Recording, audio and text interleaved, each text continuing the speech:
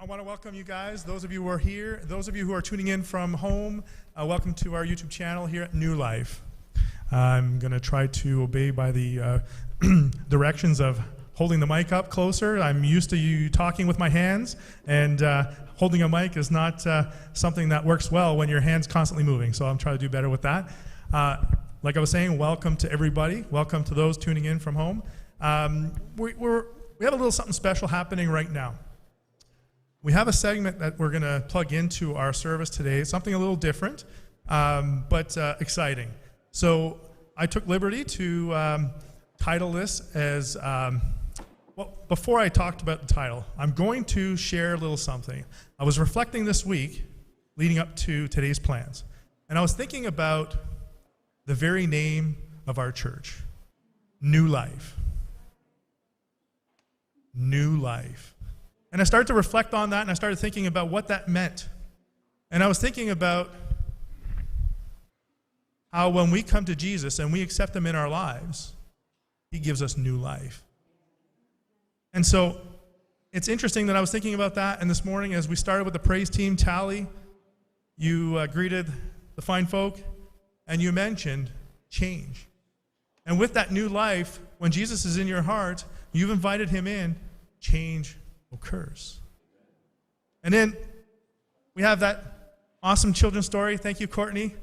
You know, being intentional with your words and positivity, that's what Jesus is about, encouraging each other.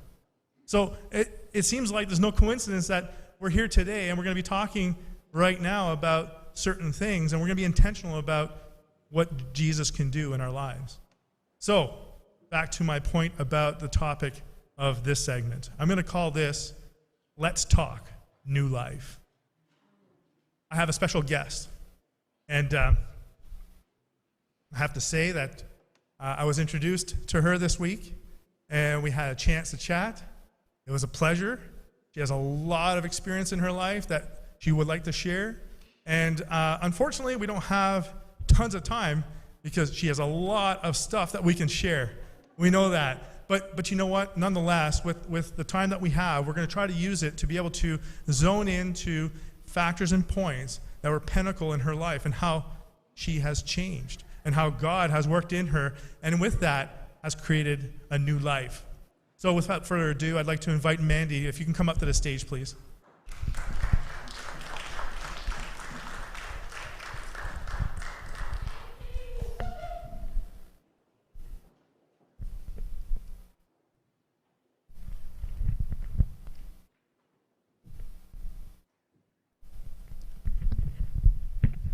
So as Mandi is getting herself set up and ready for this, welcome. Hi. I'd like to plug in a few points here leading into this before we start chatting and talking about Mandi's life and things that have happened and things that she's experienced in life that I hope is an inspiration to you. It was for me when we talked. I'd like to say I want to give a shout out to a few people here. We've got before we get into your story, I'd like to share how we got connected. And first, with the connection, it was in relation to what our church has happening with our community center, our neighborhood center. Now, we have a special person in the audience with us today. Karen, I'd like to give you a shout out. This is Karen. For those of you who don't know Karen, Karen has been the individual spearheading and I believe the person who started our programs that we have in the neighborhood center in relation to the SLIP program and there was the SLIP program, but there was something else that True Potential. We have a program called True Potential, and through that, with the SLIP program, Karen has been helping our neighborhood center in collaboration to provide tools to people for empowering them and giving them the ability to take charge of their life and to be able to make changes in a positive way. So, having said that, Mandi got a chance to join us through the SLIP program and met Ann, who our neighborhood center director. Ann, if you can stand, please. Let's give Ann a round of applause. So with collaboration with New Life and Ann and Karen, thank you so much for the hard work that you guys are putting in day in, day out. And what you're doing is impacting people's lives. As I see with the conversation I've had with Mandi, and hopefully now we can get into sharing a bit about that. So I'm going to start to kick off here with a question. Now, as I said, Mandi has a lot of experience in her life, and she's shared a lot with me, and I'm trying to find a way to condense things to make this work well, because I want to capture it for you guys. But I'll start off with, Mandi had a lot of adversity in life, and we're going to start right at the inception. Mandi, when you were born, right there, that was a story in its own. So I'd like for you to just start there. Boy, was it ever. So my mom had become pregnant again after having a 12-month-old. She was in a not-so-great relationship. From what I understand, it was a bit abusive. She was scared. She didn't want to let him know that she was pregnant. And so she decided that it was time for her to pack up in Newfoundland and leave and come to Ontario to be with her sister. Her full intention in coming to Ontario was to have an abortion. She had tried numerous times without succeeding, and eventually she decided to give me away to her sister's neighbor in the building. He graciously took me and wanted to raise me as his own. He had lost his own kids to a custody battle, so he was very happy to be able to do that. At that point, I was a very sick child. She had lived, because while she was pregnant, she didn't want this child. She had lived as though she didn't have a baby in her. When I was born, my lungs were underdeveloped, and I had to be incubated for an extended period of time, a few months. I was eventually strong enough to go home. I went home, and all the trouble happened. I was very sick. I would stop breathing in the middle of the night. I would turn blue. My dad spent most of his nights in a rocking chair in my bedroom, for fear that I would turn blue. So many trips to the hospital. At one point, they had to use a defibrillator to bring me back, and they thought that it was pretty much over that day. No, God had other plans. The enemy tried so hard, so hard. But yeah, so multiple trips to the hospital, but I was fortunate. My tiny little body came through, and so that is good. It's awesome. It's great to see the hand of God working in someone's life. And as Mandi as she's sharing as a baby, going through these points of adversity, when you're this vulnerable and you're dependent on those who are of mature mind and older adults to take care of you, and you couldn't do that for yourself, but yet you're having these moments, but you perceived through that, or you persevered through that, and it's amazing. But so the story doesn't end there. I mean, I'd like to kind of lead into how there were other challenges of a similar nature in relation to potential life loss or struggles from childhood to teenage years into your adulthood. And so maybe if you want to touch base on a few of those things, if you would like. For sure. So I did have a lot of medical issues that continued to ensue, multiple surgeries. I had a tonsil issue that just seemed to be never ending and had to have them removed in an emergency surgery. I, at 6 years old, bit off my own tongue and had to have it reattached. My appendix ruptured, and I almost lost my life at 8 years old. There's just so many medical issues and surgeries, things that were silly that you would never be hospitalized for, and I spent weeks and weeks on end recovering from them. At 10 years old, I found out that I was adopted, and so did the rest of the family. That kind of gave them a license to treat me differently. My dad was in a season of his life where he was struggling. He was bitter over all the medical issues and the constant attention. He was bitter over his own struggles and his relationships. And he eventually started to use my adoption as a tool to punish me. So when I did something wrong, it was a reminder, I didn't have to adopt you. You should consider yourself lucky you got this family. I struggled. I struggled with a sense of value, a sense of belonging. I didn't feel like I belonged to them. I didn't look like them. All of them look like each other. I look like nobody. I have no idea where my looks came from, where my attitude came from, and I always just felt ashamed. We moved around a lot. I went to 11 different elementary schools, 2 junior highs and 2 high schools. So I was always the new kid, always having to fit in. It was a struggle. Fast forward, we moved back to Ontario. I met somebody who brought me to Christ, I started to attend church. It wasn't long after that in youth group, some of the local kids that were really up to no good, they started attending, and I made fast friends.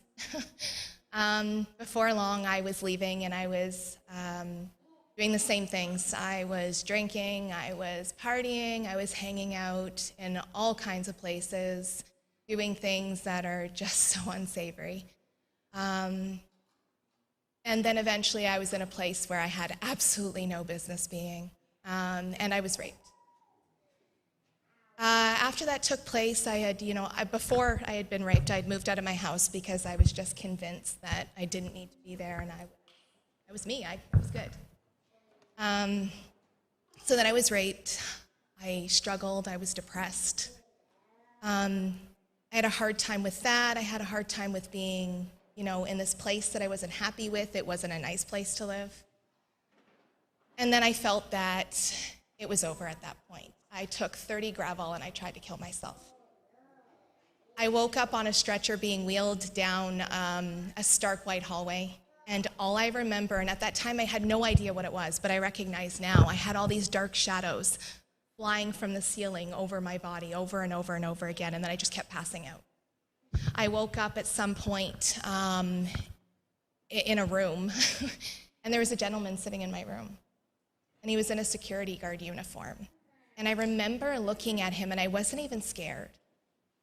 I just kind of looked at him, and he smiled so sweetly. He seemed like such a nice man, and he talked to me. And I don't remember much of the conversation or any of my responses, but I do recall one thing. He asked me, "Why on earth did you ever do?" And I recall him saying something about how valuable I truly was. And then I fell asleep again.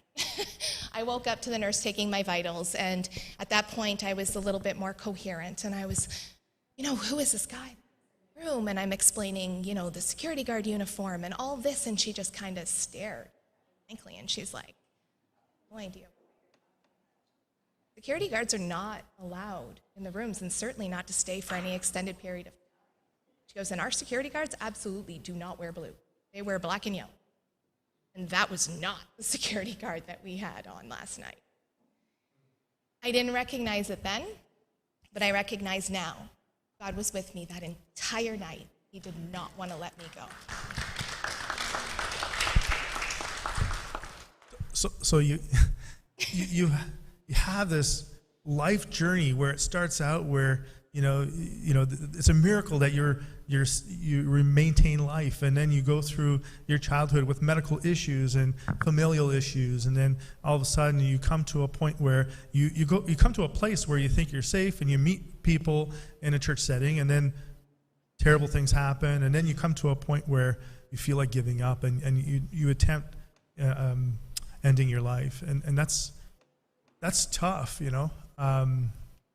I don't know what that's like, and I think maybe some can experience or have experienced that sort of thing, and some people can't relate. But for those who can relate, I'd like to ask you, is there anything coming from a position of that point? Is there anything that you can give in terms of your experience, your wisdom, maybe some advice to somebody who might be at that point where they're struggling and they think, I don't know if this is worth it, Is there anything that you can maybe share from your heart and from your experience to encourage one that might be struggling? Oh, it is so worth it. Life is so worth it. Oh. That would be the first thing that I could say, that even through all the trials and the tribulations and the crushing, it is so worth it. God is so worth it. He's so worth it. I can't say that enough. And when you become a Christian, you think that everything's going to be all great and frilly, and you're running down the road and it's all manicured. Yeah, no, that's so not how it works. That is so not how it works. You're going to face trials, but in those trials, he teaches you so much. And if you can just look past that circumstance, even for just a second, you will see him in every single thing. You'll see him in that person standing in the grocery store greeting you. You'll see him in the person that holds open the door for you. You'll see him in the child that smiles. You're going to see him in everything. And all I can say to somebody who's struggling is hold on. Our God will never leave us, and he will never, never, never, never will he forsake us. He is always there, even when you can't see him, even when you're at a crawl. He will pick you up and he will take you. Always. What comes to mind is, Jesus telling us, come to me, ye who are heavy burdened and heavy laden. My yoke is easy. My burden is light. He doesn't promise that we're going to have a perfect life and that we're not going to have challenges. He doesn't promise that at all. But with him by our side, it does become easier. So I appreciate you sharing with us on that front, and it kind of, I resonated with some of that, because I think we all struggle in life. We all have our ups and downs, right? But you're right, hang on, just keep hanging on, because with Jesus, it's okay. Like, we're going to have these seasons, right? But if you hang on to him, you keep focused on him, he will see you through, because there's a bigger picture to this, right? We know that he has a plan for us. I can honestly say in all of that when I look back on all the days that were tough days, I have a track record of making through them like 100%. 100% of the time, I have made through each tough day. So if you can remember that, you have enough strength to get through the next day. And remember that he's the one that makes that 100% track record, right? Awesome. Amen. So I'd like to take it back to when a point that you started coming back to church. You've been hurt, and then you had this point in season where you felt like you wanted to give up. But then something changed, and something brought you back to God and to Jesus. So what was that? Okay, my kids. So there was a church camp close to my house, and being a single parent raising 3 kids by yourself, money's tight. I'm not going to lie, the camp was within my budget for all 3 kids, which was amazing. So I sent them to the camp. They loved it so much that they asked if they could go to church, because they met some other kids and a friend of mine. We started to attend that church, and I thought, what's an hour? What's an hour a week for me to give to my kids? I would go to the service. I think maybe part of me was kind of stubborn, didn't want to receive the message, didn't want to listen. Maybe my heart was still a little hardened over all the things that had happened. I was still a little angry, still a little bitter, still a little bit of everything at that point. And then I remember one morning so vividly, trying to get 3 kids in the car. One's running around half-dressed, trying to put a proper shirt on them, and one's got a stain down the front. I'm like, we cannot go to church like that. You're going to make me look like a bad mom just now. So trying to get them in the car, one's running around the other side, and I'm so frustrated. I'm yelling. I'm like, get in this car. We're done. And I remember getting in the car and looking in the mirror, and I think, you guys embarrass me when we get there. Oh, let me tell you, it's not going to go good for you on the way home. So we get to church. I get them off to kids' church. I get into the sanctuary, and I remember getting to the door thinking, I just smiled at everybody walking in here, and the way I just yelled at my kids, what kind of a parent am I? I felt so awful. I kind of felt like I was fake. So I went in and I sat in the service, and the pastor came up. And she put down her book, and she's like, okay, y'all, I don't know if you have any mornings like I do, but it was like World War III on the way here. She's like, I'm yelling at my kids, had to change my son like 4 times because he wanted to wear his Superman outfit, and that just was not happening, especially as a pastor. And she talked about how, on the way to church, she's yelling at them to stop, and they're fighting and everything else. And she goes, and then you get to church, and everybody's all prim and proper, and everybody walks in like it never happened. And in that moment, I was like, she is so real. That is so me. And she started her sermon. And in her sermon, she talked about us being enough. And partway through that sermon, I heard God whisper that I was enough. And that was the moment that I came back and I gave my life back to him. And it has been, I would never go back. Never, never. He is so good. That's awesome.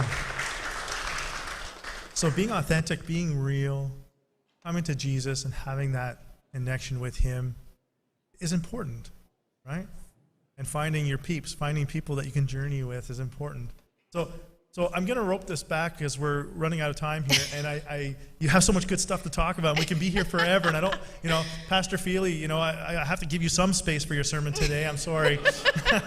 But I guess I want to wrap this up with, maybe a two-part segment here. Mm-hmm. First, what does it mean to you to be a Christ follower? And secondly, please share how you've gotten to know our folks and Karen through the SLIP program, through our neighborhood center. Okay.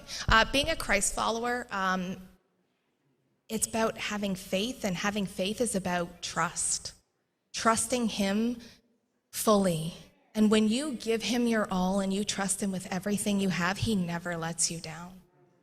Each day, no matter how difficult it is, I throw myself at the foot of the cross and I give it all to him.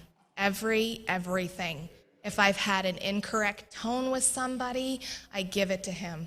It's about having faith and full-on trust that he's going to do everything he promises. And I do live fully convinced that he will fulfill every single promise that he has ever given me. The Neighborhood Life Center. So I've known Karen for a really long time. And I was fortunate enough to do her program about 10 years ago in its very early stages. It is so evolved from then. And given the current season of my life, I was given the opportunity to come and to do it again in its more expanded version. And I was so excited because I feel like God is working in my life and I feel like he's moving me to other things. And I thought this was a great first step to getting back to the basics and unpacking a lot of that stuff and figuring out exactly what I was made of, what I felt like I had lost along some of these journeys, and reminding myself who I am, whose I am, and the skills and what I bring to the world's table. And she so teaches that. And I was fortunate enough to be able to come here and meet Anne, and it's been such a great experience. You guys have such an amazing program and an amazing church. Thank you so much for letting me come here. Well, that's a testament to, Anne, again, as a director of the New Life Center, and team, those of you who volunteer and help out there. Karen, thank you so much. And I want to thank you again for taking some time out and spending some time with us today a little bit. But anyhow, again, appreciate you coming and joining us with this Let's Talk New Life and segment. And it really, I hope you guys have benefited from it. I know that me spending some time with you and getting to hear your story, it's just, it's inspirational and powerful. So may God bless you and may he continue to work in you. And thank you. I would like to thank you very much. I feel for being so here. blessed. Thank you all for having me today. Thank you.